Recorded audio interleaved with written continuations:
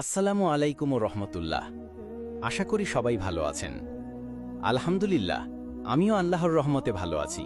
মুসা আলাইহিওয়াসাল্লাম ও খিজির আলাইহিওয়াসাল্লাম এর তিনটি ঘটনা। হজরত উবাই ইবনে কাব রাদিয়াল্লাহুর বরাতে এই হাদিসটির বর্ণনা আছে। তিনি নবী সাল্লাল্লাহু আলাইহি ওয়াসাল্লামের কাছে নিচের ঘটনাটি শুনেছেন। একবার মুসা আলাইহিসসালাম বনি ইসরায়েলের এক সমাবেশে ভাষণ দেওয়ার জন্য দাঁড়িয়েছেন। তাকে জিজ্ঞেস করা হলো, কোন ব্যক্তি সবচেয়ে বেশি জ্ঞানী? তিনি বললেন, আমি। মুসা আলাইহিসসালামের এই উত্তরে আল্লাহ তার প্রতি অসন্তুষ্ট হলেন, কেননা তিনি জ্ঞানের উৎস হিসেবে আল্লাহর কথা বলেননি। আল্লাহ মুসা আলাইহিসসালামকে বললেন, দুই নদীর সংযোগস্থলে আমার এক বান্দা আছে, সে তোমার চেয়ে বেশি জ্ঞানী। মুসা আলাইহিসসালাম আরজ করলেন, হে আমার রব, তার কাছে পৌঁছাতে কে আমাকে সাহায্য করবে? আল্লাহ বললেন, তুমি একটি মাছ ধরে একটি থলির মধ্যে রাখো, যেখানে গিয়ে তুমি মাছটা হারিয়ে ফেলবে সেখানেই তিনি আছেন। মুসা আলাইহিসসালাম একটি মাছ ধরে থলির মধ্যে ভরে রাখলেন। এরপর তিনি ও তার সঙ্গী ইউশা ইবনে নুন যেতে যেতে একটি পাথরের কাছে পৌঁছে সেখানে মাথা রেখে বিশ্রাম বসলেন। মুসা আলাইহিসসালাম ঘুমিয়ে পড়লেন। মাছটি নড়াচড়া করতে করতে থলি হতে বেরিয়ে নদীতে নেমে গেল। আল্লাহ মাছটি চলার পথে পানির গতি স্তব্ধ করে দিলেন। মাছটি চলার পথ সুড়ঙ্গের মতো হয়ে গেল। নবী সাল্লাল্লাহু আলাইহি ওয়াসাল্লাম হাত দিয়ে ইঙ্গিত করে বললেন, এভাবে সুড়ঙ্গের মতো হয়েছিল। এরপর মুসা ও ইউশা ইবনে নুন বাকি রাত ও সমস্ত দিন পথ পেরিয়ে গেলেন। পরদিন ভোরে মুসা আলাইহিসসালাম তার যুবক সঙ্গীকে বললেন, আমার সকালের নাশতা নিয়ে এসো, সফরের কারণে আমি খুব ক্লান্ত। আসলে মুসা আলাইহিসসালাম আল্লাহের নির্দেশিত স্থানটি অতিক্রম না করা পর্যন্ত সফরে কোনো ক্লান্তি অনুভব করেননি। সঙ্গীটি বললেন, আপনি কি লক্ষ্য করেছেন, আমরা যখন সেই পাথরের কাছে বিশ্রাম নিয়েছিলাম, মাছটি চলে যাওয়ার কথা বলতে আমি একেবারেই ভুলে গিয়েছি। আসলে আপনার কাছে সেটা বলতে শয়তানি আমাকে ভুলিয়ে দিয়েছে। মাছটি নদীতে আশ্চর্যভাবে নিজের পথ করে নিয়েছে। রাবি বলেন, পথটি ছিল মাছের জন্য সুড়ঙ্গের মতো, আর তাদের জন্য সেটা ছিল অবাক ঘটনা। মুসা আলাইহিসসালাম বললেন, এই সেই জায়গা যা আমরা খুঁজে বেড়াচ্ছি।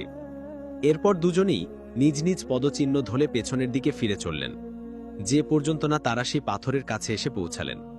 তারা দেখলেন সেখানে একজন লোক বসে আছেন। মুসা আলাইহিসসালাম তাকে সালাম করলেন। সালামের জবাব দিয়ে তিনি বললেন, এখানে সালাম এলো কি করে? তিনি বললেন, আমি মুসা। লোকটি জিজ্ঞেস করলেন, আপনি কি বনি ইসরায়েলের মুসা? তিনি বললেন, হ্যাঁ, আপনাকে শেখম সহজ ও সঠিক জ্ঞানের কথা শেখার জন্য আমি আপনার কাছে এসেছি। তিনি বললেন, হে মুসা, আল্লাহের দেওয়া ও শেখানো কিছু জ্ঞান আমার আছে, আপনি তা জানেন। আল্লাহের দেওয়া ও শেখানো কিছু জ্ঞান আপনারও আছে, আমি তা জানি না। মুসা আলাইহিসসালাম বললেন, আমি কি আপনার সঙ্গী হতে পারি? খিজির আলাইহিসসালাম বললেন, আমার সঙ্গে থাকলে আপনি ধৈর্য রাখতে পারবেন না। তাছাড়া যার রহস্য আপনার জানা নেই, সেসব ব্যাপারে আপনি ধৈর্য রাখবেন কি করে? মুসা আলাইহিসসালাম বললেন, ইনশাল্লাহ আপনি আমাকে ধৈর্যশীল হিসেবে দেখতে পাবেন। আমি আপনার কোনো আদেশই অমান্য করব না। এরপর তারা দুজনে রওনা হয়ে নদী তীর দিয়ে এগিয়ে চললেন। এমন সময় একটি নৌকা তাদের পাশ দিয়ে যাচ্ছিল। তারা তাদেরও নৌকায় উঠিয়ে নিতে অনুরোধ করলেন। ওনারা খিজির আলাইহিসসালামকে চিনে ফেললেন। সঙ্গীসহ তাকে পারিশ্রমিক ছাড়াই নৌকায় তুলে নিলেন। তারা নৌকায় ওঠার পর একটি চড়ুই পাখি এসে নৌকার একটি পাশে বসল। পাখিটি দু একবার পানিতে ঠোঁট ডোবাল। খিজির আলাইহিসসালাম বললেন, হে মুসা, এই পাখিটি তার ঠোঁট দিয়ে নদীর পানি যতটুকু কমিয়েছে, আমার আর তোমার জ্ঞান আল্লাহের জ্ঞান থেকে ততটুকুও কমেনি।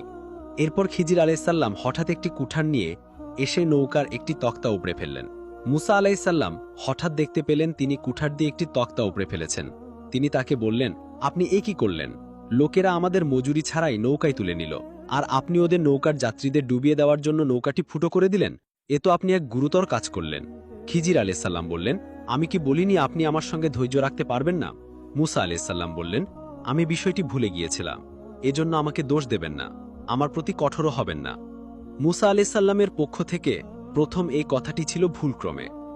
এরপর যখন তারা দুজন নদী পার হয়ে এলেন, তারা অন্য বালকদের সঙ্গে ক্রিয়ারত একটি বালকের পাশ দিয়ে গেলেন। খিজির আলাইহিসসালাম তার মাথাটি ধরে নিজ হাতে তার ঘাড় থেকে আলাদা করে ফেললেন।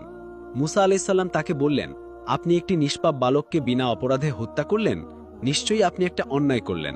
খিজির আলাইহিসসালাম বললেন, আমি কি আপনাকে বলিনি আপনি আমার সঙ্গে ধৈর্য রাখতে পারবেন না? মুসা আলাইহিসসালাম বললেন, এরপর যদি আমি আপনাকে আর কোনো বিষয়ে জিজ্ঞেস করি, আপনি আমাকে আর আপনার সঙ্গে রেখেন না, কেননা আপনার অজুর আপত্তি চূড়ান্ত হয়েছে। আবার তারা চলতে লাগলেন। অবশেষে তারা একটি জনপদে এসে পৌঁছালেন। গ্রামবাসীর কাছে তারা খাবার চাইলেন, কিন্তু তারা তাদের আতিথ্য দিতে অস্বীকৃতি করল। সেখানে তারা একদিকে ঝুঁকে পড়া একটা দেয়াল দেখতে পেলেন। সেটি ভেঙে পড়ার উপক্রম ছিল। খিজির আলাইসাল্লাম সেটি নিজের হাতে সোজা করে দিলেন।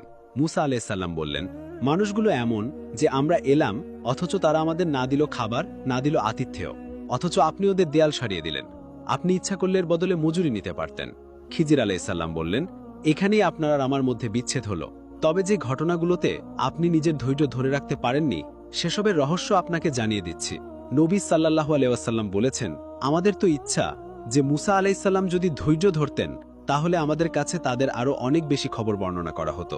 সুফিয়ান রাদিয়াল্লাহু বর্ণনা করেছেন যে নবী সাল্লাল্লাহু আলাইহি ওয়াসাল্লাম বলেছেন, আল্লাহ মুসা আলাইসাল্লামের উপর রহম বর্ষণ করুন। তিনি যদি ধৈর্য ধরতেন, তাহলে তাদের দুজনের ব্যাপারে আমরা আরও অনেক ঘটনা জানতে পারতাম।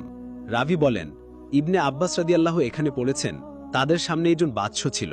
সে প্রতিটি নিখুঁত নৌকা জোর করে ছিনিয়ে নিত। ওই ছেলেটি ছিল কাফের, তার মা বাবা ছিলেন মুমিন। সুফিয়ান রাদিয়াল্লাহু আমাকে বলেছেন, আমি এই হাদিসটি তার কাছ থেকে 2 বার শুনেছি, তার কাছ থেকেই মুখস্থ করেছি।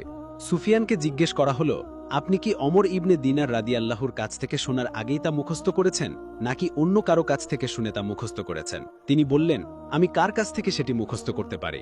আমার ছাড়া আর কেউ কি এই হাদিস অমরের কাছ থেকে বর্ণনা করেছে? আমি তার কাছ থেকে 2-3 বার শুনেছি, তার কাছ থেকে শুনেই তা মুখস্থ করেছি। আলী ইবনে খুশরুম রাদিয়াল্লাহু সুফিয়ান রাদিয়াল্লাহুর সূত্রে বর্ণিত দীর্ঘ হাদিসটির বিবরণ দিয়েছেন। সহিহ বুখারী, হাদিস নম্বর 3401, সূরা কাহাফ। ফি আমানিল্লাহ।